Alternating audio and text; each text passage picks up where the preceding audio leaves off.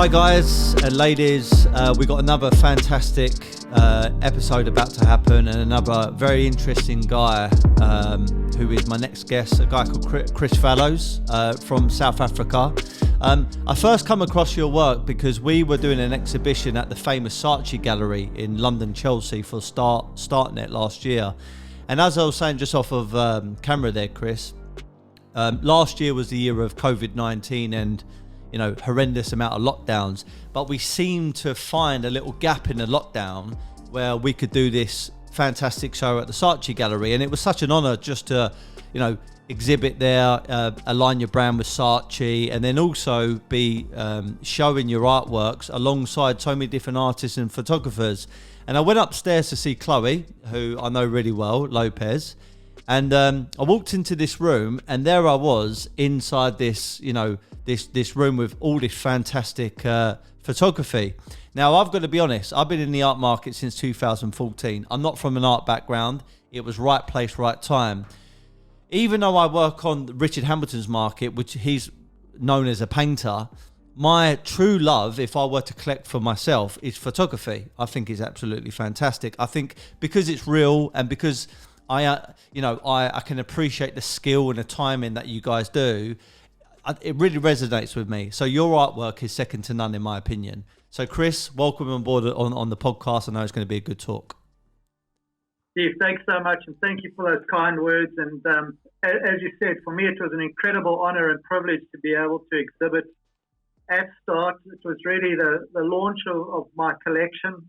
For the last 30 years, I've been immersed in working with many of the world's most iconic species and some of the world's most remote locations. And that was really a culmination of bringing all those years' work to the market, and I couldn't have thought of a better place really than the Saatchi Gallery.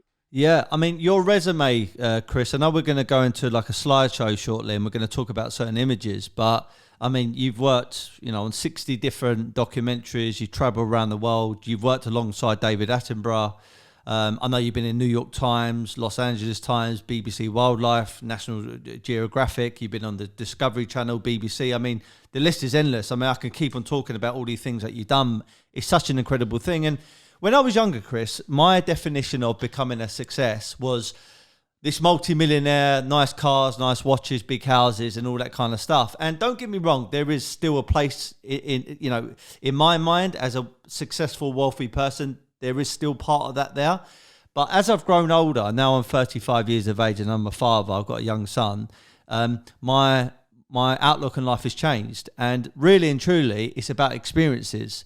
And what you do is basically my interpretation of a very successful and wealthy person, because the amount of experiences that you must have had behind that lens, chasing and looking at different wildlife and different species, I mean, I'm envious of what you've done, because sometimes I think here, and I'm working hard in Soho, and I'm trying to drum up business and build a brand, and I still want to do that, but sometimes you do have the thought of, well, if I just packed everything up and just used my money to travel the world and look at all this stuff, wouldn't I get to my end goal anyway, which is to have all these big experiences? And I guess where you can do it through your profession, it's a win-win for you. Yeah, absolutely. And I've been very lucky to have a passion from as long as I can remember, and that's always been nature and wildlife. And as you say, if you can have experiences that match your passion, you're the wealthiest person in the world, because every morning you wake up looking forward to something and you're actually able to go out there and do it. And my work has taken me to all 7 continents many times, and I've been privileged to have worked at extremely close and intimate quarters with many of the world's most iconic species. And I think one of the most rewarding things has actually been to get to know these animals. And when I say that, by getting to know them, you get to understand their comfort levels, you get to understand really what they feel threatened by. And if you're able to harness that knowledge, you're actually able to get incredibly close to them and have intimate relationships with these animals. And I think a lot of my images are an end product of that, and when I look at them, I don't just see a hopefully magnificent photograph. What I see is a magnificent interaction where I was humbled enough to be allowed to be close to a completely wild animal, in some cases, very famous predators. And they allowed me into their space, and it was really by getting to know what made that animal tick that allowed it. So it's a culmination of I guess, a lifetime of getting to know these creatures that finally gives you the reward of spending getting into close proximity with them. And as you say, you can't really put an amount on that. For me, it's like owning the crown jewels, and you can have those experiences that few people on this planet have ever had, and I'll forever be incredibly humbled, incredibly grateful, and if it all ended tomorrow, I can honestly say I have no regrets. To be able to follow your passion from day one, wow, how lucky can you ever be? Yeah. Well, look, one of my goals, and just to put it in context, I know so many successful people when they get a bit older or during their time as an entrepreneur, a lot of people fly over to South Africa and spend thousands, hundreds of thousands of pounds going off to the safaris and stuff. But this is something that you just do on the regular. And like you said, you're going all the way around the world. You're meeting incredible people. You're coming across the most fierce, the most largest, the most, greatest animals on the face of the planet. And you get to take photos of them and do documentaries, which is fantastic. And working alongside someone like David Attenborough, who's an absolute legend in my mind. I mean, what a great feeling that must be as well. Yeah, absolutely. I was lucky enough to first work on a show that he narrated back in 1993 called Great White Shark for BBC's Wildlife on One series. And I think David has inspired countless generations to appreciate wildlife. He's done it in a way that is unsensationalized. It's never really been about him. It's always been about the animals he's been depicting or talking about. And, nowadays, obviously, Sir David is really about trying to convince the world to change their ways if we are to have these animals left on our planet. And ultimately, even if that's not the end goal, to really maintain a planet that looks after us. So I think, he's really a man of wise words, incredible inspiration, and has taken audiences who don't have the opportunity to really the corners and extremes of the planet to enjoy what is on this planet. So, I don't think there's another natural history figure that is as inspirational and has touched as many people as Sir David. I definitely second that. And every time a documentary comes out of his, it just seems like the production, the intimacy with the animals always steps up a level, and he always has a very, very compelling sort of message. And I notice on the last few documentaries, it's all been about we need to change as humans in order for the world to change, because sometimes we have a misconception, even as entrepreneurs and go-getters, we want the world to change and we expect it to change. The only way the world changes if we change first. And I think some of his messages have been really on point with that. And I've been certainly trying to change what I've been doing over the last couple of years as well. So, very compelling. Yeah, absolutely. As you say, change lies really with him. And I've been very lucky to work alongside many of the world's most well-known naturalists and experienced cameramen. And, many of these people have told me what it used to be like before my time, and how they used to see so many more elephants, so many more sharks, and how, when I first started working, there were actually so many fewer. And I thought, well, it can only get better from here. And there was so much talk when I was a young guy, in the mid 1980s, early 1990s, of conservation and changing our ways. But in reality, so many more animals are gone. I mean, if you look at elephants, you're down to 400,000 elephants from a population of over 10 million at the turn of the 20th century. You look at lions, there are 20,000 left in Africa. Not more than 30 years ago, that number was nearly 100,000 animals. And this has happened in my generation's time, where we were already made wiser by the previous generation.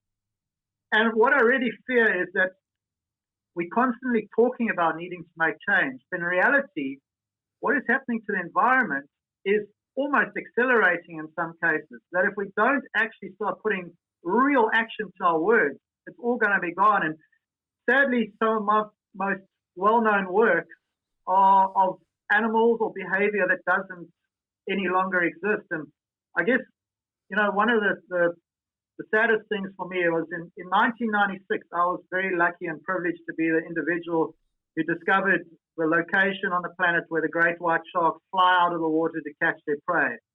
And that went viral and became a worldwide phenomenon. It became one of the world's most talked about wildlife events.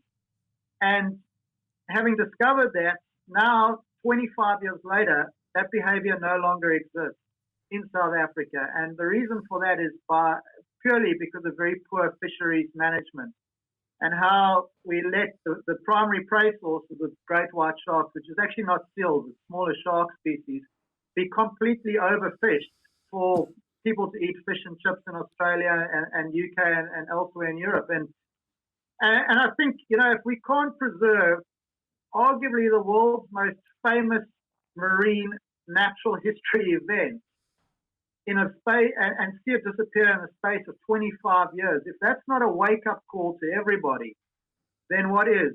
And, unfortunately, I can speak firsthand, having discovered it, enjoyed it, watched it slowly start decreasing, started acting in a panicked way to try and tell everybody what was happening, and then see no buy-in from the South African government has been, it's been an incredible eye-opener and really is a call to action for anyone else in the world that, hey, things are disappearing really fast.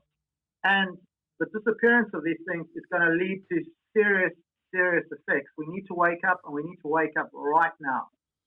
I couldn't, it's just, as you're speaking there, Chris, I'm just getting gripped by the knowledge and by the passion that you've got. And it's just so scary because I've got a son, and, in years to come, there may not be something, there may not be polar bears, for example.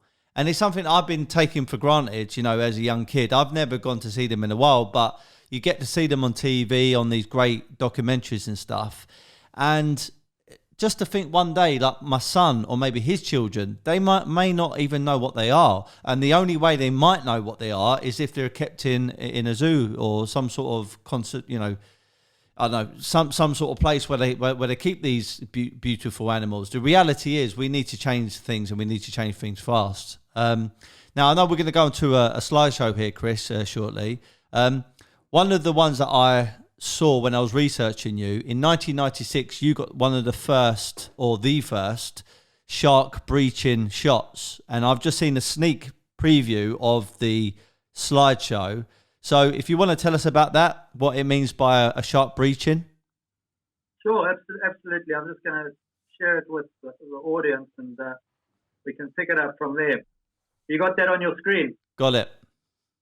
Yeah, so in 1996, I'd been working with great white sharks at a location called Dyer Island in South Africa, and I'd moved to another area called Seal Island in False Bay. And I was very lucky that when I first ventured out to this location, I'd been working on a couple of documentaries beforehand where we had placed seal-shaped decoys on the surface in this area called Transpire. The sharks had circled it, and so the idea came to me to actually pull a decoy behind a boat, not thinking anything would happen. And lo and behold, we were working off a 3.5 meter inflatable boat. When I was 21 years of age, it's pretty much all I could have afforded. And the small great white shark came flying out the water with the decoy in its mouth. And I'll never forget looking at this shark flying through the air, being completely stupefied, thinking, well, was this a once-off? Shark spat out the decoy, we tied it on, pulled it behind the boat again, and sure enough, another shark came flying out. And obviously, the penny dropped straight away that I discovered some truly incredible behavior. Over the next few years that we spent there, we very quickly learned that this was completely natural behavior. The sharks in this area were flying out the water as a culmination to a hunting technique they were using. So they stay down low, the seal's bobbing on the surface, and then they come up at high speed, and the inertia takes them clear of the water, sometimes 10, 12, even 15 foot clear. And wow, it's just the most incredible spectacle. You know, people are fascinated by sharks. I think in in the natural world, there's no more emotive word than shark. I mean, if you ever want to clear a beach of bathers, just shout shark. Nothing will do it quicker.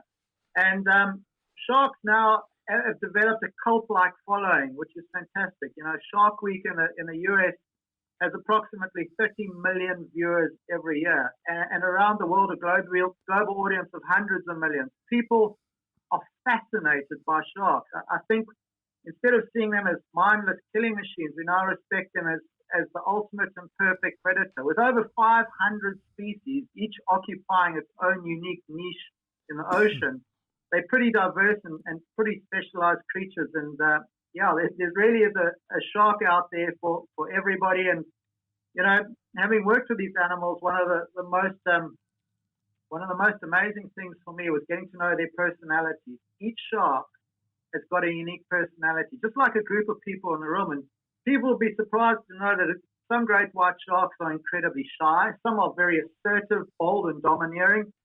And we've watched them grow from, you know, young individuals to full-grown adults and spent virtually, in some cases, most of a shark's life cycle with it. And yeah, every year when that individual would come back, it was like seeing an old friend. And yeah, obviously when they don't, it's a different story altogether. But this particular image really was the image that launched my wildlife photographic career. I took it in 2001. It was actually the photo that won the Start Art Fair at the Sochi Gallery last year, and I was incredibly proud of that. And for me, if you had said to me, you know, 30 years ago, if you could take any photograph of a great white shark and design it, what would it be? And in this case, it's a 2,500 pound great white shark flying towards me in full predatory mode, showing the capabilities of the animal. And just an incredible privilege to see that. And I'll never forget, it was in the days of slide film, where unlike today where you take a photograph and you just look on the back of your camera and you've either nailed it or you haven't, you have to take the slides into a lab, wait for them to be processed, and then you go through this little thing of looking through a loop. And I took it into the studio on a Friday afternoon, just as the studio was closing. And I knew when I'd taken the image, it was something special. Even though a breach lasts less than a second, your eyes and mind register what you've seen, the finer details you're not sure of. I took it into the lab and I said to the lab guys who we worked very closely with, please be extremely careful with this roll of film. I think I've got something special. And I remember waiting the whole weekend, not knowing whether I'd nailed the shot or got the shot or what the situation would be. And I walked into that lab on the Monday morning and everybody in the studio was clapping. And I knew something was good. Oh, man. I took the loop and I started looking at the first frame, and it was an amazing frame with the mouth open, but it was completely soft. And I thought to myself, God, this is not good. And then the second frame was this one, and perfectly sharp, captured the behavior as well as I possibly could have. And I've missed many great opportunities since then. And this was one that fortunately I nailed, and it has been the reason, you know, that I got my photographic career on its way. But the great white shark really is an icon, and there's so many other different ways to see this animal. I'm just going to share with you a couple of others, if I may, of the different behaviors we've seen out there and the different things we've seen. You know, every time I work with these animals, it's a privilege, and you know, to see them in full action is truly incredible. This one here is a shot I took in New Zealand. I was on the sea floor in a tiny little cage that I was walking around like Fred Flintstone, and the shark had been circling me for around about 20 minutes, a good-sized animal about 4 meters or so in length, and suddenly it detected a seal on the surface. And I watched this animal's calm behavior go to a completely different level. It became this coiled spring, watching the surface, all its senses heightened, and then launched upwards. And this was the moment just before that. You can see the muscles tightening in its belly. Yeah. You can see the heightened state of interest. And it was one of those moments, you know, that really was all about the sophistication of this animal. Wow. And then one of the things, Steve, working with these animals over the course of 3 decades or more has been the emotions that we've gone through. You're out there working with predators, and I love predators. I love the way they move. I love the strategies they use. I have to say, I love the thrill of being close to them. It's something. The whole experience is just sensorial. It's beautiful. The adrenaline, yeah. Yeah, there's an adrenaline rush in all different forms. The excitement of being close to them, the drama of a hunt, and then the outcome. I'm not a person who likes seeing animals die, but over the course of the last 30 years, we've been fortunate enough to witness over 10,000 predatory events, and some of them have just defied the narrow gap between life and death by the finest of margins. This was actually when we were working on planet Earth, and this seal used the shark's teeth as a final point of leverage to actually push itself out of the shark's jaw. Wow. And miraculously, that seal escaped. And, what I learned over the years was the incredible balance you have in nature. The great white shark's success at Seal Island after 10,500 predatory events was 49.6%. The call is 50%. So there's this perfect balance, this dance of death between predator and prey, with the prey, in the case of the seal, having the agility and endurance, and the shark, the strength and the speed. And it's this beautiful weave and dance of the one trying to outwit, outlast, and escape from the other. And in the case of the shark, obviously trying to make sure it secures its next meal. So, Chris, and the shark can make many mistakes. Interject there slightly, because there's so much I want to talk to you. I mean, it's just absolutely fascinating, this. So, do you know when the shark is looking up and it can detect a seal? How far down did you say the shark is? How much does a shark like that weigh? And how much speed do they pick up as they thrush through the ocean? Yeah, so where I am there, I'm only about 40 feet deep. The shark will move at roughly around about 25 miles an hour when it's going at full speed. That is going. Maybe potentially even more. And a shark like that particular animal probably weighs about 2,000 to 2,200 pounds. They can weigh as much as 5,000 pounds. But when they become really huge animals like that, firstly, they're incredibly rare, but they change their prey source slightly, because for a 5,000-pound shark to catch an agile young seal is not that easy. So they tend to scavenge a lot more and feed on things like dead whale carcasses to supplement their diet a lot more than these younger animals. These sharks are, if you could equate them to a human age group, are probably like 18 to 30-year-olds. Lots of energy, lots of speed in basically the athletic prime of their lives, and capable of pretty much catching, consuming virtually all forms of marine life out there. Incredible. So along the way of working with the sharks, I've obviously had huge exposure to a great variety of other forms of wildlife, and one of the true privileges for me is to venture down into the southern latitudes, to some of the remotest places on Earth. And when you're down in these southern latitudes, you're in some of the most exposed environments on the planet, with some of the roughest, wildest weather. And we find these environments incredibly uncomfortable, dangerous, and just really generally not places for human beings. But the animals that revel in it, and one of those are the pelagic birds, the open ocean birds, the nomads of the sea.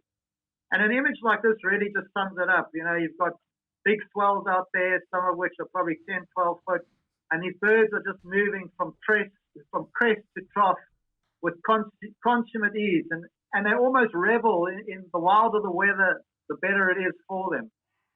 And going on a little bit further to a place called South Georgia Island, if you had to ask me, where would if you gave me 24 hours left to live on this planet to photograph any wildlife, where would it be? I'd have to stay on this beach, which is called St. Andrews Bay Beach on South Georgia Island. That's incredible. It reminds me of, have you ever seen Saving Private Ryan, where they come onto the beach at the start and you've got all these soldiers fighting for their lives, and there's planes and there's bombs going off, and the birds in the air remind me of like fire from top, and then you've got all the soldiers, and it's just chaos, but it looks incredible. Well, I love your comparative, and I think it's a very apt one. It's exactly like that. It is chaos. It's organized chaos, but it is nothing other than chaos. So, and these birds, which stand around about 3 foot tall each, and there are more than 750,000 of them on this beach.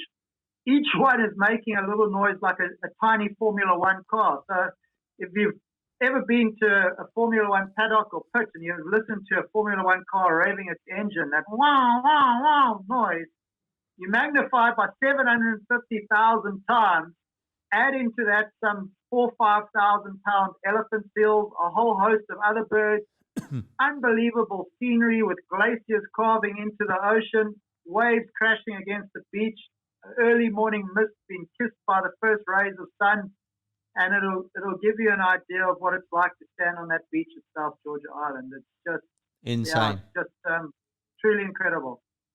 Insane.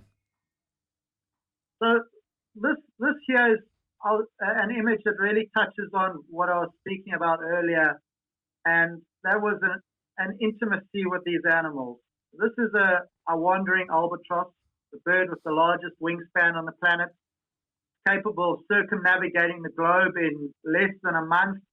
They live to 65 years, made for life, and will head more than 4,000 kilometers in a single feeding event to bring food home for the chicks. And on this particular occasion, I've been sitting in this tussock grass close to where these birds were, and eventually they both walked right up to me. They're completely wild birds. All the animals I work with are completely wild. And they came up to me, and this huge male draped his wings over the top of me while they were engaged in a courtship dance with their bill clacking. And I just thought to myself, these animals are under such huge pressure from humanity. I think 19 of the 23 species of albatross are threatened with extinction. And they allowed me into their space, completely feeling unthreatened by me. And it was just a very thought-provoking moment, and just truly, truly magnificent creatures, and what an amazing opportunity to have. Well, he looks like he means business, this one.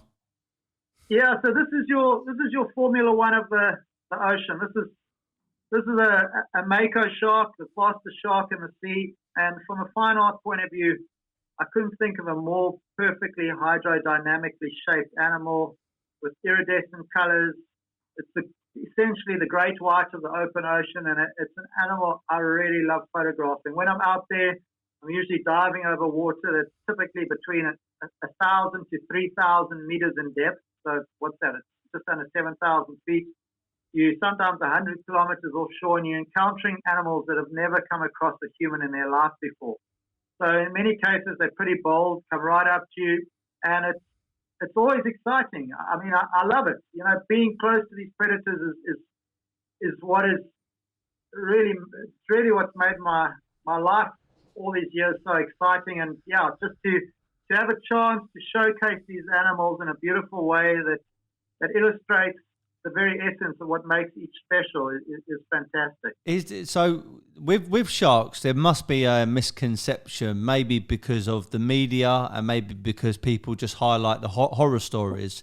Some of the obvious ones is shark attacks, and people believe that sharks are just aggressive animals, and some people will go as far as, we don't need them, etc. That's not my words. I'm just voicing what maybe uneducated people may say. What is it really like, Chloe, when you go into their territory and you're down there and you're diving, you're trying to get the right shot? Are they as aggressive as people think they are, or are they just like any animal? The only time they become aggressive is when you provoke them, or when you're seen as prey. Well, I think I don't really even need to answer the question anymore. I think you touched on both of those reasons. The first being, when they provoke, any animal is going to defend itself. If I was provoked and put in a corner and threatened, I would defend myself. And in terms of prey, sharks don't see humans as their natural prey. They've evolved over 400 million years to feed on specific things. and humans are not one of those. Occasionally, and very occasionally, humans do fall prey to sharks. But if you consider how many hundreds of thousands of people, millions of people, are using the ocean every day, and in many cases, unbeknownst to those humans, are coming into contact with sharks, the likelihood of attack is unbelievably small. In the case of great white sharks, only 23% of all great white shark attacks are fatal, with less than 7% of all fatalities resulting in full consumption. So these sharks are not attacking us as a prey source or as a food source. In many cases, it may be mistaken identity, or in some ways, we might be infringing on social behavior we're not aware of. And I'll elaborate on that in so much as when I work with lions, and I think people can relate better to lions being terrestrial animals and being a cat. When a lion puts its ears back and its tail starts twitching, even the most inexperienced person would realize this is the body language of an animal that's becoming agitated. And if I don't move away from it or just stay dead still, there's going to be a resulting action. And when great white sharks interact with each other, they're dropping pectoral fins, they're often arching their back, they're swimming in tight circles, and each one of those things registers a different effect on another shark. So they're using body language in the same way as what we talk. And if the shark doesn't react to the body language of an individual, another individual, there's a result. And I think quite often, having worked with white sharks underwater where they've displayed body language to me, I think if you don't take correct action of either just staying still or backing away rather than moving towards the animal, it results in a shark defending itself. You see it a lot with reef sharks as well. And inadvertently, humans on surfboards paddling over the top of the shark displays on them, the human keeps paddling, the shark, might react in a way that the human didn't expect. And likewise, considering there are less than 10 fatalities related to sharks globally a year, there also could easily be mistakes. I mean, hell, I know I probably make 100 mistakes every day of my life, and you consider sharks make 10 fatal mistakes globally a year, that's not too bad an average. We kill over 100 million sharks as humans, so I guess they have a lot more to fear from us than we do of them. Yeah, I hear that. So this image then, Chris, I can see dolphins, I would assume. Yeah, so Steve, what we got here is a work that I'm very proud of, in that it's a very difficult work to capture. You've got dolphins both breaking the surface in the background and then seeing the dolphins underwater in the foreground. And what makes this photographic work difficult is to get the balance right. If a single one of those dolphins in the foreground breaks the surface, the complete feel or emotion of that image is disturbed. So you need perfectly calm conditions. You need to position a vessel alongside the dolphins where they're comfortable with your presence. You need to be close enough to the front that you're not getting broken water. You need a clean horizon. You need to use a graduated filter to balance the sky and the water, which is obviously difficult on the sea. So it's a result of a complex number of different variables that need to come together. And it really, for me, showcases the two realms that dolphins work in, and that's both above the water and below the water. So yeah, it's a difficult image. This image here is many, many years in the making. I'm obviously working with sharks and dolphins. You come across whales on a regular basis. And I'd always wanted to get a classic whale tail. I don't think there's really a more iconic symbol of the sea than a whale's tail. It symbolizes a gentle giant. It symbolizes balance. It symbolizes peace. And to get a really iconic shot is difficult because you've got to get close enough to the animal that you break the horizon line. Otherwise, the tail is lost in the ocean. And once again, that requires the trust of the whale. And in this case, we spent several days getting these animals familiar with us. They were feeding in a large area. There were probably 100 humpback whales together. And over the course of that time, they began to see us as being completely non-invasive. And eventually, they would feed right next to the boat. And I was lucky on this occasion to actually have this whale fluke right next to me, shooting with a wide angle lens from a very low angle. Our boat is designed that I can get really low.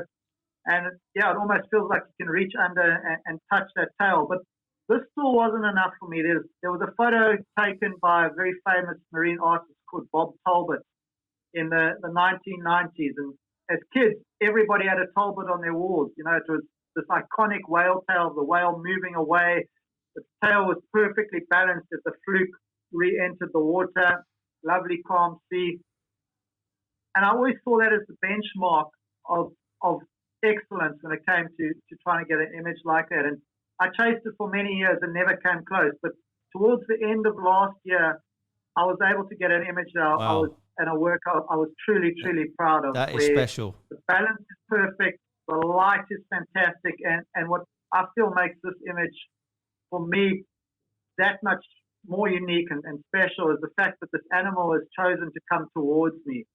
And yeah, I don't know if the Talbot image can ever be beaten, but yeah, this is probably as close as I'm ever going to get. So you it's a very special moment to be in the company of these animals. Yeah, I can imagine. You used something there. You said you described them as gentle giants. Now, even though I agree with that, and I've heard people reference them to being gentle giants before.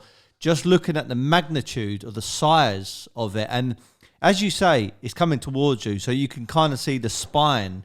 The notches going down towards the tail or the fin. You're that close. Are you ever feeling a little bit apprehensive, scared, nervous, even though you've got a lot of experience, Chris? See, I'd be lying if I say sometimes my heart's not in my throat. I work with my wife, and we've got an incredible team combination. But she's always looking after my back. Sometimes I'll be focusing on one animal and I don't necessarily see another one coming. But to be honest, I think being relaxed in these sort of moments really holds its weight in terms of the animals pick up on that as well. You build trust over time. And if an animal's choosing to come towards you, where it can go in any other direction if it chose, it generally does so in a non-threatening way. So it's very rare that I feel scared. Obviously, it's a huge creature. This animal weighs close to 30 tons. That tail that you see there is 4 meters across, and the whale's not more than probably 20 or 30 feet away from me. So yeah, it's just an awe-inspiring moment, to have an encounter like this. I wouldn't say I ever feel scared. I mean, every time I have an encounter like this, I feel so alive. I don't think I ever feel more alive than when I'm in these moments. You come out of it and it's just every part of you is excited. And if you can get a great work that captures a moment like that and you can share it with people less privileged than yourself, well, I think you tick a lot of boxes. Absolutely. I mean, even looking at the water coming off of the off the back end of the whale. I mean, that must look like a rainfall. It must be like a shower. It's just such a beast. Like a big this big animal just going through the ocean. It must be such an amazing thing to see and witness.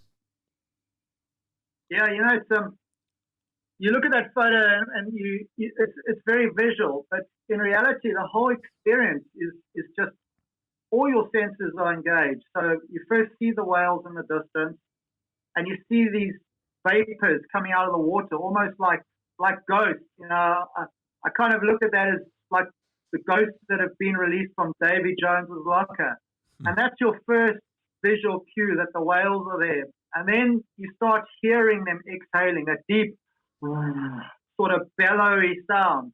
Then when they get closer, if you're downwind, you start smelling them. And for all the great characteristics of whales, the scent of a whale is not the greatest one. So that's another sensory experience. And then finally, when they're really close, you find that waft of spray from their breath coming over you. So, it touches you in every way way possible. And it's just a humbling experience. And what I can liken it to is I spend around about 100 days of every year in the bush, in the remote parts of Africa with my wife, seeking out specific locations to create, really beautiful works that symbolize our amazing continent.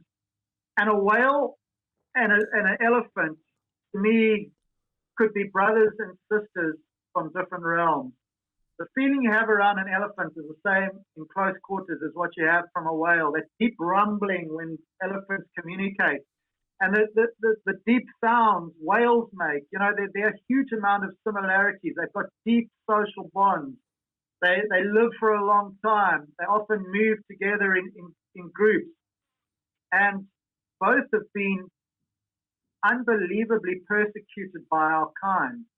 So there's a huge overlap. And this image here was actually my final image in my 11th hour collection that we displayed at the Saatchi. And I kept this image in color. And the reason for that is it symbolizes the 11th hour. So all the preceding images were black and white. They symbolized what I had seen, the experiences I had had, and in many cases were scenes of animals that no longer exist on our planet.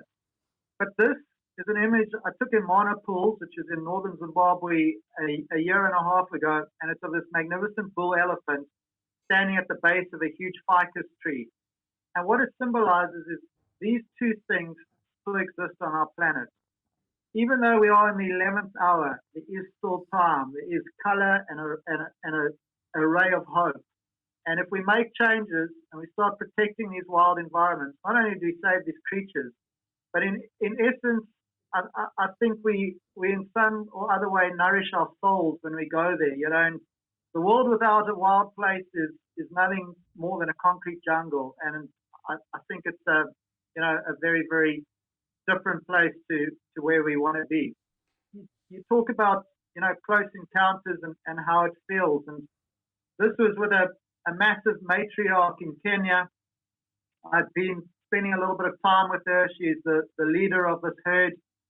And elephant females are, if you're going to be careful of any elephant, it's really a female that is protecting a herd. So you need to give them a lot of space. You need to give them a lot of time. You need to be calm and relaxed around them and build up their trust. And I was lying on the ground at the time, and I remember watching her come towards me, and she wasn't acting aggressively at all. And suddenly she walked closer, straight towards me, and I thought, sure, what am I going to do here other than lie dead still and kind of just back my judgment? And she came right up, and you can see her trunk bending towards me there. And she reached out and gently, from about 2 feet away, sniffed me, pulled her trunk back in, and kept walking. And it was just a wonderful feeling of acceptance to be so close to such a magnificent animal. We have less than 30 great elephants left in Africa. This is a female with unbelievable tusks, unbelievable ivory, but only 30 or so tuskers left. Those elephants that carry 100 pounds of ivory on either side of their trunk. And there used to be thousands. Now there are just 30 left. And I think that really, rings an alarm bell of just how it's time to take action. I mean, time to appreciate this continent. What is your? I mean, I know what your view is going to be, but the emotion that must go through. I mean, I get really angry when I hear about these poachers and people killing sharks for for shark fin soup, and killing whales and elephants for their ivy and stuff. I mean, how does it make you feel? Someone who's been around these animals for most of your life. Yeah, obviously it's desperate. You get to know them as individuals. You get to know them as you would your friends. You get to know them as caring creatures. You get to know them as animals that allow you into their space. And then you have some guy who comes along from overseas and shoots the animal to take it home as a trophy, claiming that it was such a dangerous encounter. For goodness sake, all the animals I'm working with are completely wild. I'm lying no more than 2 or 3 feet away from them. How big a deal is it to shoot an elephant from 100 yards away with a telescopic sight? It makes me feel that we as humans have got a huge amount to learn. We might consider ourselves as the most intelligent creatures on the planet, but is intelligence measured by how much dominion you have over others, or is it perhaps measured by how much you can accept all those around you and find a way to coexist with them? I don't know. Crazy. It's just crazy. And I like you said, you know, the statistics, the figures, the number of these animals which are becoming less and less and less every single year, and they're becoming very endangered, and some have gone into extinction. Surely we should just wake up and think, you know, enough is enough. We do not need these tusks, and we do not need to hang them in our homes as trophies. Because for me, if you get into a boxing ring, I do boxing, Chris, okay, and you have a fight with someone, a controlled fight, okay, and at the end of it, you know, you win or you lose, I would say those people are, you know, heroic. You know, they've gone in now. The chances of getting hurt are quite high. The chances sometimes even getting killed is definitely there. But you put a lot of blood, sweat and tears. You train, you know, you're focused. And at the end of it, you shake each other's hands. If you want to be a hero, do something like that. But don't go out there and shoot an animal when they're just walking across the landscape there with, like you said, with a telescopic gun and claiming that you're some kind of hero, because you're far from it. In actual fact, I'm going to be brutal. You're scum. You know, you're absolutely scum of the earth. Why would you do that? It doesn't make any sense. No, it makes no sense whatsoever. And all you're doing is robbing a continent of its heritage. You're robbing the world of its heritage. You know, you're not achieving anything other than destroying a magnificent animal that was part of a strong social bond and would lead to chaos within that herd. So there's nothing manly to be proud about to hang one of these animals on a wall. And fortunately we are seeing change. And you know, there are many other ways to get your rocks off other than killing wildlife. So you know, this is another animal that's persecuted. And you know, another example of how I've spent a lot of time getting to know these lions. They're completely wild. This is in the Central Kalahari Game Reserve in central Botswana. They're absolutely beautiful.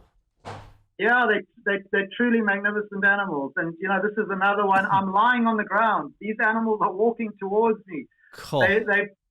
They've chosen to accept me in the environment. Obviously, when I'm working with lions, I don't let them walk right up to me and lick me and give me a hug. But I always put myself in a position where if I need to, I can move back to a vehicle, or I've got some place where I'm safe. I never carry a weapon, because I believe at the end of the day, if I've got myself into a position where I need to use a weapon, I shouldn't have got myself in that position in the first place, and the animal doesn't need to die or suffer because of a consequence of mine. So I build up an animal's trust.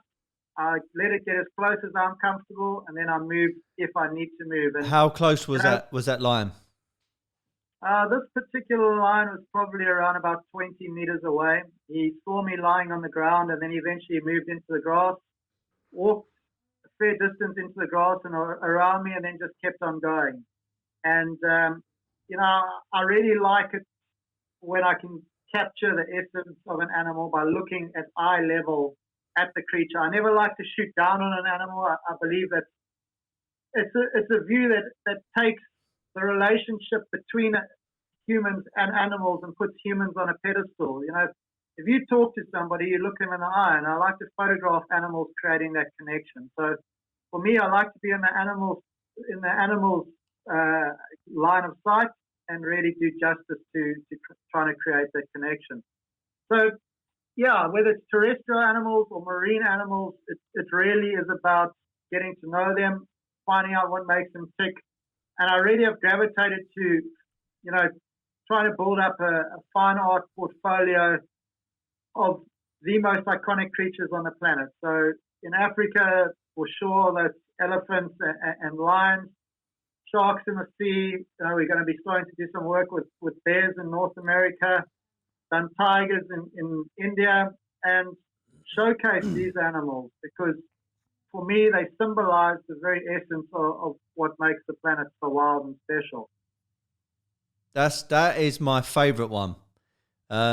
Chloe showed me this, and also Marcus. I think you know Marcus Vinton, and this is my favourite. And I tell you why.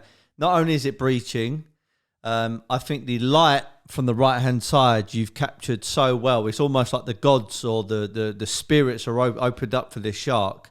But then just above it is this chilled kind of, I want to call it seagull, but you're probably going to say it's different. But there's this very relaxed bird looking down at this act of attack, basically.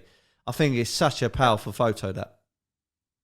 Yeah, I appreciate the fact that you touched on all the things that really make it special, and it's got a very, very strong story. This image is called The Final Act.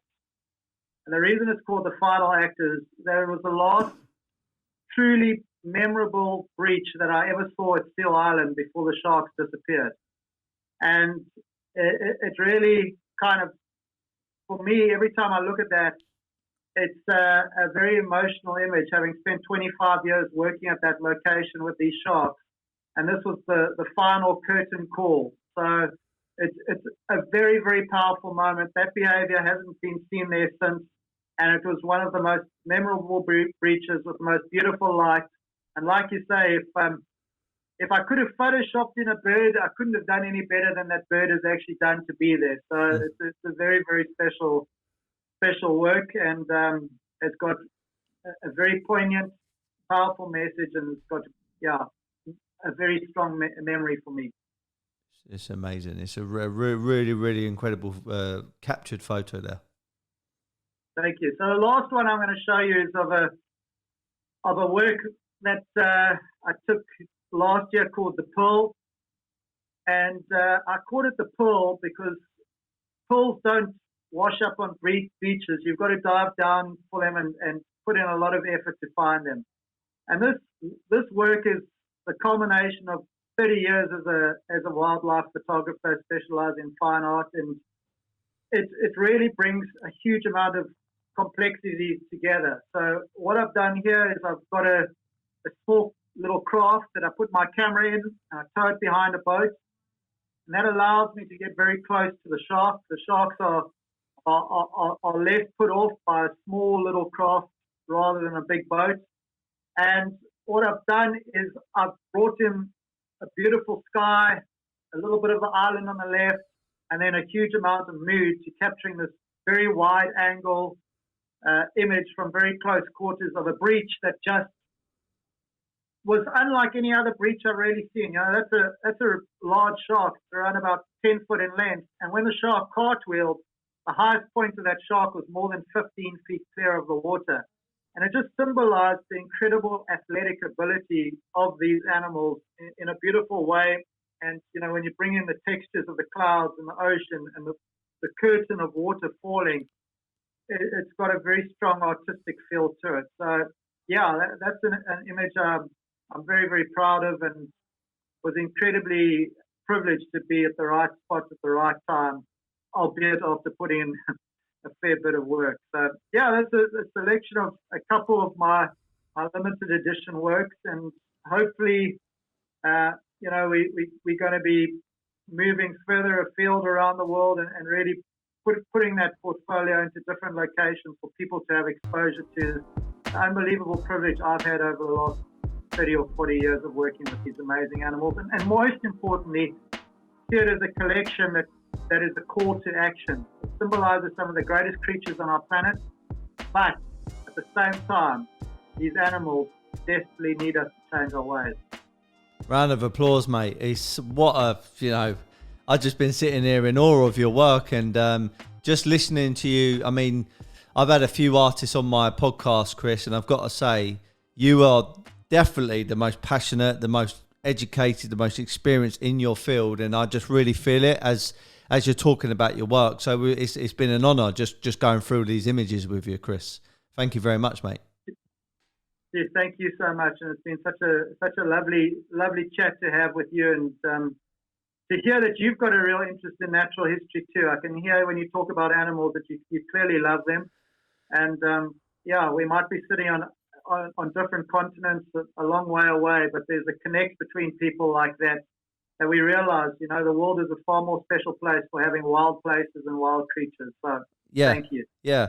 Yeah, look, it's part. I don't know how you're going to feel about this, but it's partly the reason why 2.5 years ago I actually stopped eating meat.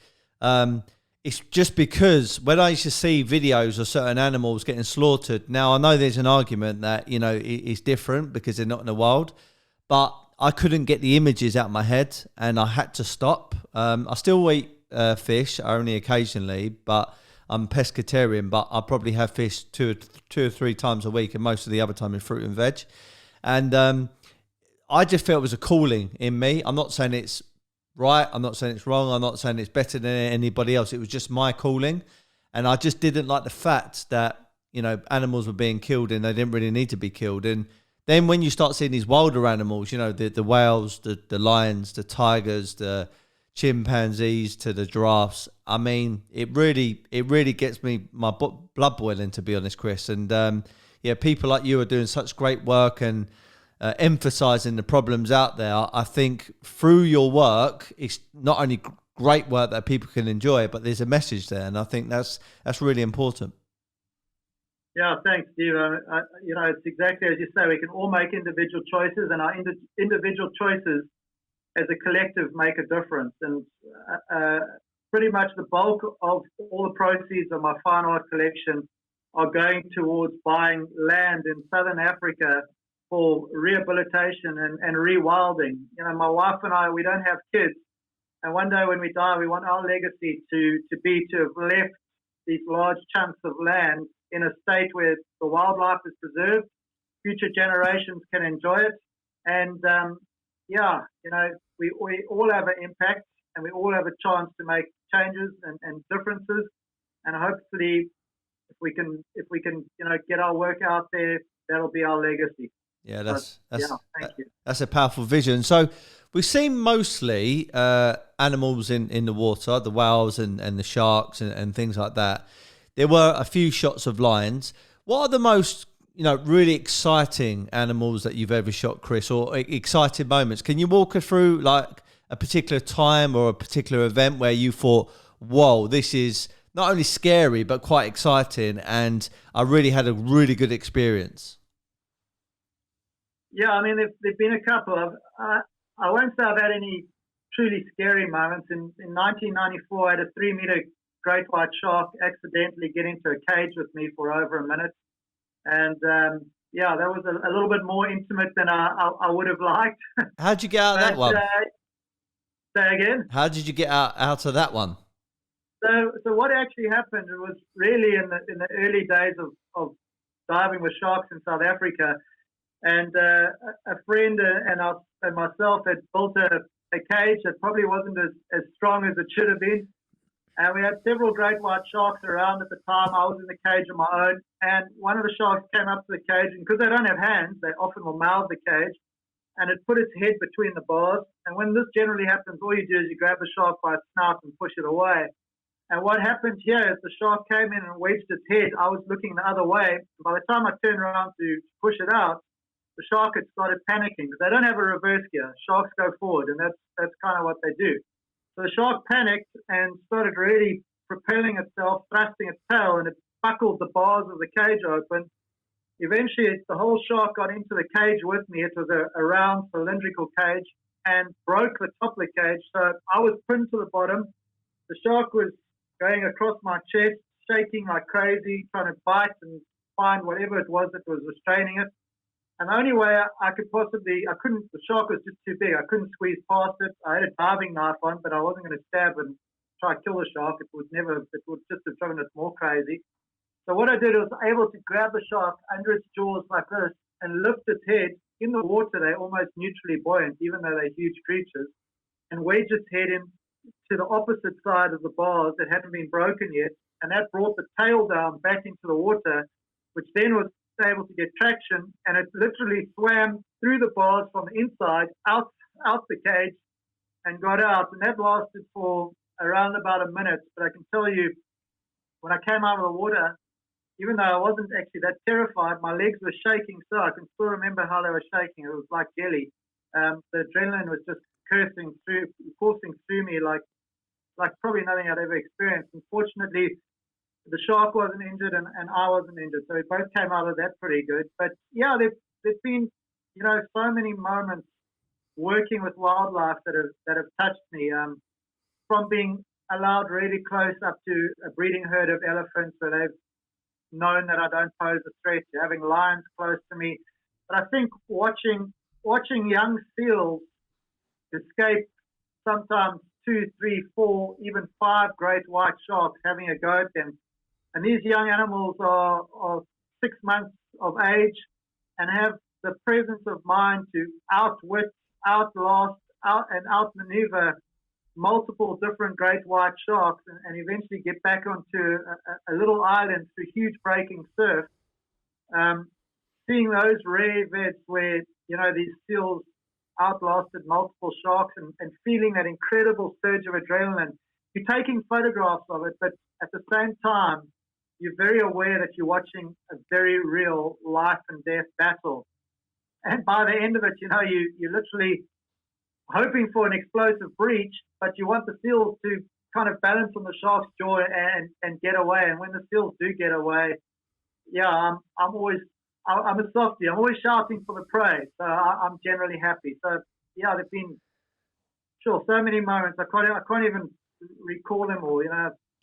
Yeah, what a privilege. And Chris, I mean, so there must have been, sadly, but it's just wildlife, where you are seeing these prey getting killed quite frequently. Is there any ones that stand out where you thought, whoa, that was bloody, that was gruesome? Yeah, there've been a couple. Watching orcas or killer whales kill dolphins is it's an incredible natural history event, but it's unbelievably traumatic to watch, because in many cases they don't kill the dolphin straight away and they play around with it. And without going into it too graphically, the dolphin's doing its best to get back to its pod, and it's not easy to watch. It's harsh natural history. Watching lions bring down big prey, it goes on for a long time. That's really tough. Watching crocodiles catch wildebeest crossing, the Mara River, and the wildebeest is desperately trying to get to the other bank, and the croc's holding it down, and it just goes on and on and on. And a huge part of you wants to rush in and interfere, but it's not right to do that. You can't rob the predator of its prey. You just can't. So, you have extreme highs and you have extreme lows, and I think what you get is an incredible appreciation of life and what a gift it is to have life. And I guess in many cases how, we as humans have forgotten what it's like to have an apex predator chasing us, and how, wildlife, particularly the prey, always has to be on its A game every single day. As I say, the predator can make several mistakes. When you're the prey, you can only make one, and it's game over. So you have to be the fastest, sharpest, most alert, most intelligent, and in many cases, the luckiest to survive. And yeah, survival in nature is rough, tough, brutal, and it's a great teacher. A bit of more of a selfish question from me. My favourite animals are definitely tigers, I would say. I think they're beautiful. I know they're the largest of the cat species, I believe. Siberian tiger, is that right? Are they the largest? Yeah. So, I've had the pleasure. I went to Thailand before, and I've seen a few there. And now looking back, it probably wasn't the most right thing, because it was a place called Tiger Kingdom, and I'm convinced now looking back, this was many years ago, probably 10 years ago, that they were probably drugged up. But I got to see them. And then obviously Black Panthers and also leopards and things. Have you had any really cool shots or any cool encounters with jaguars, leopards, tigers, them kind of cats? I've been incredibly lucky to have experiences with all of them. In fact, in 2012, I was lucky enough to see all the great cats in 1 year. And that included doing one of the first trips ever into the Himalayas to look for snow leopards. And I'll never forget, seeing that snow leopard after a very long trek, spending a lot of time in the Himalayas to ski. You literally sit with a pair of binoculars on all day, looking at a mountain that never changes its shape, trying to find a creature that is pretty much invisible. In the Himalayas, they call them the Shan, and that is the grey ghost. And they kind of, you've been staring at the same rock for an entire day, and suddenly there's a snow leopard there. And I'll never forget seeing that first snow leopard. I never got a great shot of it, but just the experience of seeing this big male in the distance walking up the crest of a mountain on the edge, and from its right, it was getting rimlet, and you could just see it exhaling, plowing chest deep through the snow, where it was walking upwards to where a whole lot of blue sheep, its preferred prey source, were. And yeah, that was amazing, to see a snow leopard in the wild, especially nearly a decade ago, absolutely incredible. And like you say, seeing a tiger, if anyone hasn't seen it, is just so breathtakingly beautiful. It literally does take your breath away. I remember my wife, when she first saw a tiger, she just started crying.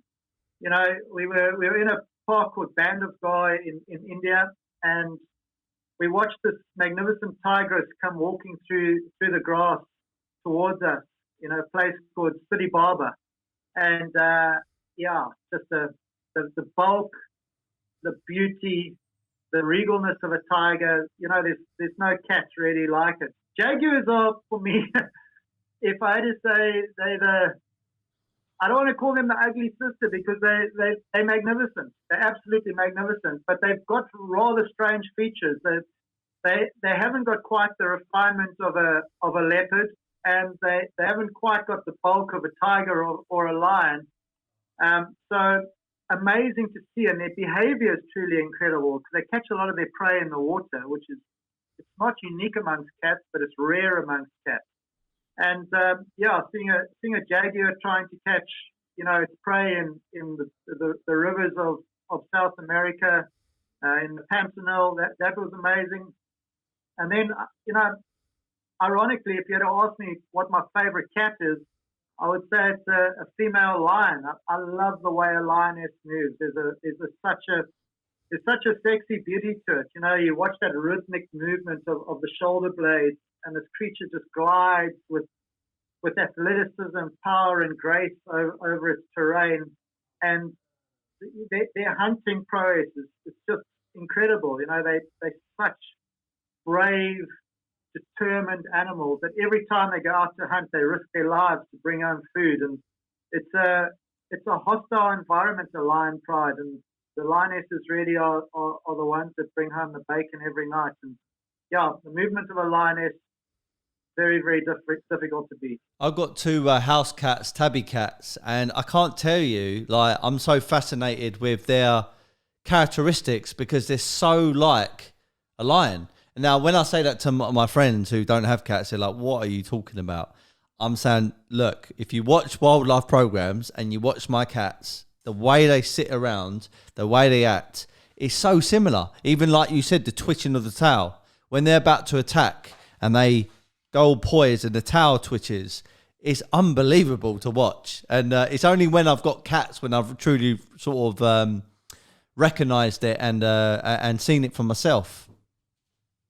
Yeah, absolutely. I just hope they don't start bringing giraffe into your living room, because you might have a problem there. But yeah, cats are all incredible. Like you say, from your own domestic cats, the way they move, watching a domestic cat jump onto a 10-foot high wall, you suddenly realize how unathletic we are as human beings. And watching a lioness hunt at night, or a cheetah run down a gazelle, it's absolutely incredible. A caracal or a lynx jumping 12 foot into the air to snatch a pheasant or a sand grouse out of the air. Cats are amazing. Their senses, their movement, and their hunting ability is second to none.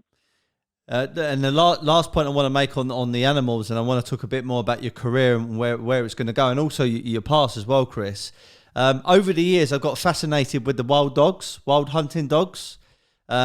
I used to have a bit of a weird, not obsession, but like interest with like hyenas. And then I started looking at if I've ever gone on the internet and just looked at animals and looked at some of the attacks and stuff, I see the wild hunting dogs. I mean, they are magnificent, but you wouldn't want to get caught up with the dogs, would you? I mean, they are brutal and fierce. The irony is that a wild dog is my favorite of all terrestrial animals, and I'll tell you why. It's that they work as a team, and they work for the youngest and the weakest in the pack. They're always looking after each other, and we've been very lucky. I've spent a very significant amount of time around wild dogs in southern Africa, mostly in a place called Mana Pools in Zimbabwe, where my wife and I, it's one of the few places in Africa where you're allowed to walk with wildlife. And obviously, there's a certain self-preservation element in that, and I wouldn't recommend anyone who's not experienced going out there and doing it. But under the right circumstances, it's an amazing opportunity. And over the years, we went on many, many different hunts with the dogs where we literally would walk with them and watch them hunt and bring down their prey. And whilst they are incredibly brutal in terms of the prey literally gets ripped apart in seconds, if I was a prey, I would rather die in seconds than be under a chokehold of a cat for 20 minutes, half an hour. Dogs get the job, they catch their prey and they get the job done unbelievably quickly and efficiently, and it's all over. And watching the mannerisms of the wild dogs, they make a kill. The individual that makes the kill will then go back and call the pack, take them to where the kill was. Then they'll feed on it, and then they'll go back to the den, regurgitate it for the pups, bring it back for the weak dogs. And it's an amazing example of teamwork, whereas with lions, when there's a kill, whoever gets in there first grabs as much as they can. It's like a gang of thieves getting into a jewelry store. And the dogs really have an amazing bond and teamwork, and there are very few of them left. It's Africa's second most endangered predator after the Ethiopian wolves. So very few places left to see them. But if you want to see the dogs, Mana Pools National Park in Zimbabwe, very few places that are better than that. Is that because they're being hunted by poachers? The dogs are a byproduct of poaching in that people set snares for other animals and the dogs fall prey to those snares. But wild dogs are seen as vermin, particularly by hunters in years gone by, particularly by farmers in years gone by, because they were thought that they'd move through an area and just wipe out an entire herd of goats or cattle or whatever the case may be. And in places like Zimbabwe and Botswana, there actually used to be bounties on their heads. So for every dog skin dog you brought back, you would get be paid a ransom. And that had a devastating effect. The other problem with dogs is they're highly susceptible to disease carried by feral dogs. So things like rabies, parvovirus, distemper, wild dogs can easily contract that from mixing with feral dogs. So in poor areas where dogs are not inoculated properly and you have an overlap with wild dogs, sometimes an entire pack of wild dogs can become prey to that. And then wild dogs need huge, huge areas. They've got massive territories. And that means them obviously often having to go to areas where they're not protected or cross huge roads where they get knocked over. So dogs have got a lot of threats. They're not hunted really for trophies, and they're generally not targeted by poachers. But as a culmination or a combination of all those other threats, they're one of the most endangered of all the predators in Africa. Right. So, Chris, so the start of your journey then, as a young boy, did you ever think or feel or know that you were going to become this person who's going to make documentaries, travel the world, photography, and now move your pieces into art form? Was that ever the plan, or did you have a different plan? No, my whole life I wanted to work with wildlife. I was passionate about nature from my very first memories. I was very lucky to have a father who was very interested in wildlife, and I got to see some of Southern Africa's most well-known game parks and kind of almost grew up in the bush. So there was always that interest there. he was an amateur wildlife photographer, and I kind of saw the results of his work, and I wanted to start taking photographs. And then in the very early 90s, when I was lucky enough to discover that unique breaching behavior, I took a couple of photographs, and they ended up on newspaper covers all around the world. And I instantly realized there was an opportunity for me to make a career out of my photography, and at the same time do what I loved, which was just be out in the field taking imagery of nature. So yeah, it was always a love of animals. The photography came alongside that, and then throughout my career as a photographer, and for any photographer out there, you start out by just wanting to take an image of whatever you can. Then you start wanting to take portraits and get close. Then you want dramatic action. And in my case, what I really wanted to start doing was conveying the essence of each species. And in some cases, that meant getting really close to these animals, wide angles, making my audience feel that they were right up there with the animal and bringing the environment of the animal. So in essence, creating an artwork of an entire ecosystem, or bring the essence of my subjects into my art. And that's kind of where it's progressed to now, and hence the launch of our collection last year at the Saatchi Gallery. Yeah. So I wanted to say this to you. So when I walked into the room for the first time at the Saatchi Gallery, I'm an owner of David Yarrow, right? And I saw that some of your pieces were kind of displayed and framed very similar to one that I got indoors. And at first I thought it's David Yarrow, and then Chloe educated me, and I started looking at your work a little bit more. And I do want to own a piece eventually, Chris, so maybe we could talk about that another time.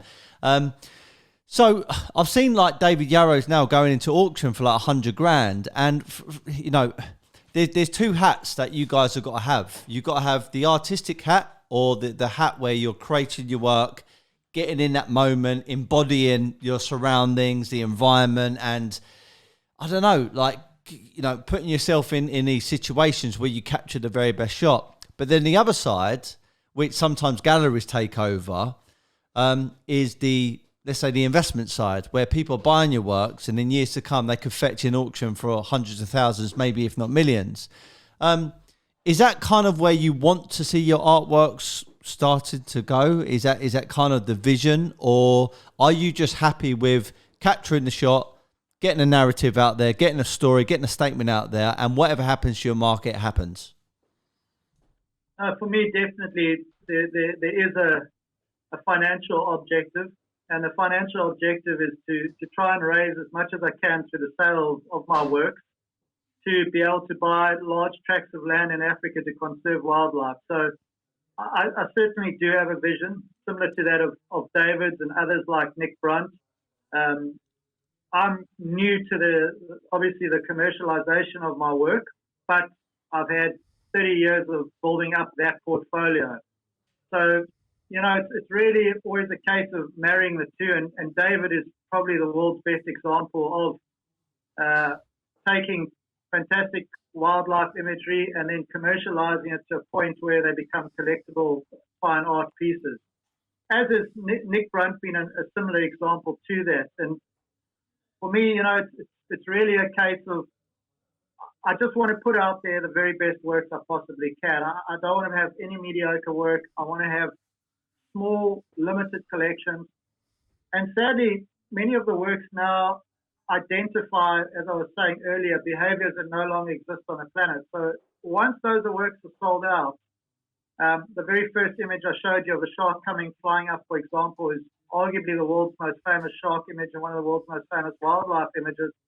When those 12 images are sold out, there will never be another one. So, you know, there's a very strong value in that represents one of the greatest creatures that's ever lived on the planet, one of the most famous behaviors we've known in the last 100 years that now no longer exists.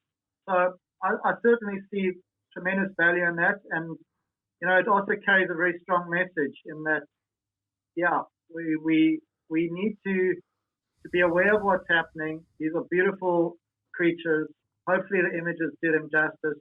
but also it's a work that's got a lot of meaning, I believe. Is so David Yarrow someone that you know personally? Yeah, absolutely. David, there's an interesting story with David, and David used to come out on our boats with our company, Apex Shark Expeditions in Cape Town, and we became good friends. David is a guy that is pretty amazing in that you get a lot of people that jealously hold on to their secrets. And David has always been prepared to sit down and share, his successes.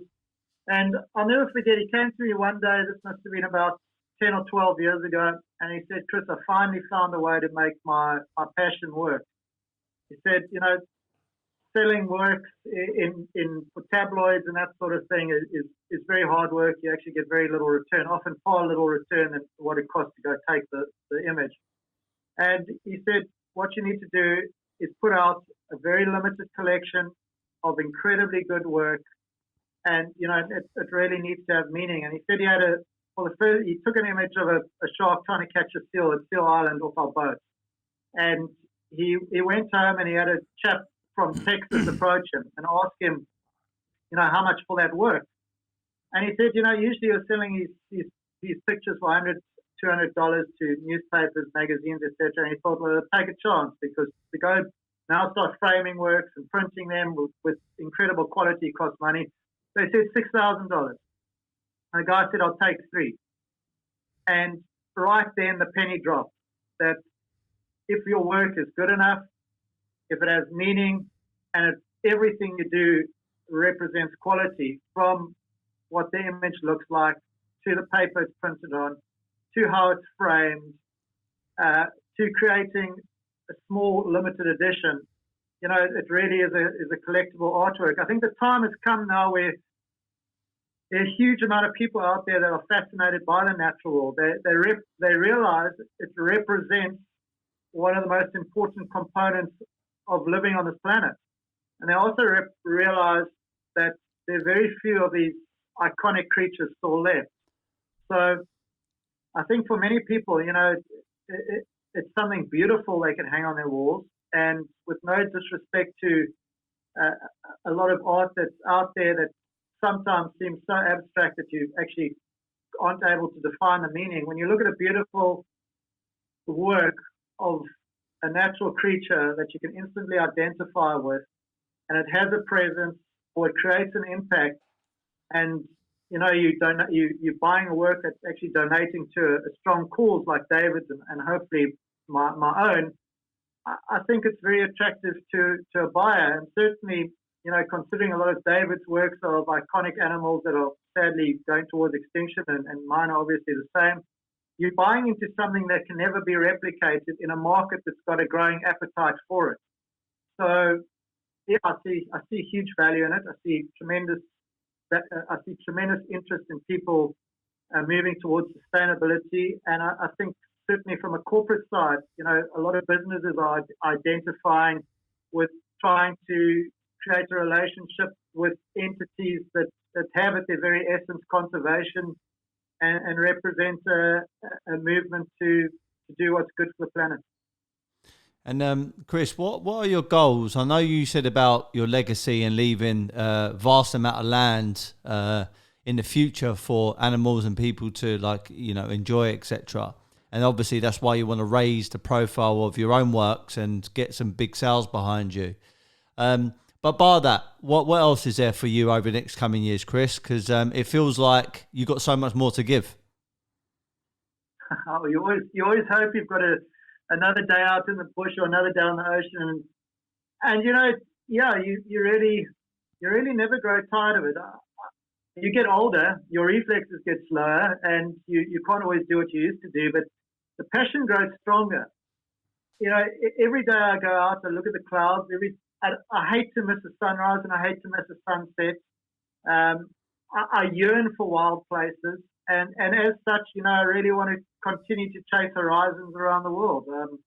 I want to continue to try and capture images that are creatively different, have a strong meaning to them, and hopefully continue to inspire people. I really would like to be able to have elevated podiums on which to talk and showcase the natural world and hopefully influence decisions by governments around the world, because ultimately governments make decisions. People have got a voice, but it's generally those at the top that put a signature on a page to protect or to chop down. So, yeah, to constantly just try and do what I can, either through my visual work or through the narrative, to convey the essence of what is wild and what is needed out there. That's a strong mission there, Chris. And have you got any shows coming up over the next couple of months and years? So we're going to be exhibiting at Saatchi again with the Start Art Fair later in the year, and we've got a couple of smaller shows lined up. Obviously, with COVID, the physical presence of being at a show has been, very, very difficult. So we're looking at a whole lot of different events. We're wanting to get into Art Basel, Art Miami, and really just try and get into the US market. We've obviously started in the UK market, and that's going well. We rapidly starting to get a lot of attention for our work. But hopefully, when the dark veil of COVID is lifted and we can start having physical exhibitions, that'll certainly help. And the big thing is just to try really get exposure to global markets. Good stuff. Chris, where can people find you or your work if they want to know a bit more about you and maybe obtain some of your work? Steve, the easiest place is to go to our website, which is chrisfallows.com. And then from Instagram point of view, if people would like to, be kept abreast of my latest work, as well as the stories and narrative behind the work and conservation issues, Chris Fallows Photography is the tag to follow there. So, yeah, I would love to, hear from people and hopefully inspire them where I can, and certainly from a purchase of our work. Anybody who is interested, I would love to chat to and see if we can showcase some of our finer pieces for them. Great stuff. Chris, I got a slogan, a mantra, which I try and live by, and it goes like this: be happy, never content. If I were to ask Chris Fallows what be happy, never content, what does it mean to you? Be happy for me is to keep chasing horizons, keep doing what I love. Never content is until I see nature start recovering, I'll keep fighting. Love that. Chris, I love everything that you're about, everything that you stand for, your vision, your motivation, your goals, and how you're inspiring the world. And all I'm going to say, mate, is just keep it going, because what you just showed me here, I mean, I've never done a podcast like that where someone's walked me through their work, and we could have spoke for hours. There's so much depth to your work, and it's truly, truly beautiful. So congratulations, mate. You're a true success. Thank you, Steve. Thank you so much for those very kind words. And it's been a real privilege to chat to you and to your audience. And I really look forward to the next time. Yeah, perfect. Okay. Well, look, this is going to be out in a few weeks' time. Please subscribe, share, and tell everyone about this episode, because it's going to be mind-blowing to certain people, because it has been for me. Once again, Chris, thank you for your time, and I'll definitely be watching, and I'll definitely be in touch about a piece, all right? Steve, look forward to it, and really look forward to chat further. Take care. Be happy, never content. Have a fantastic day, Chris.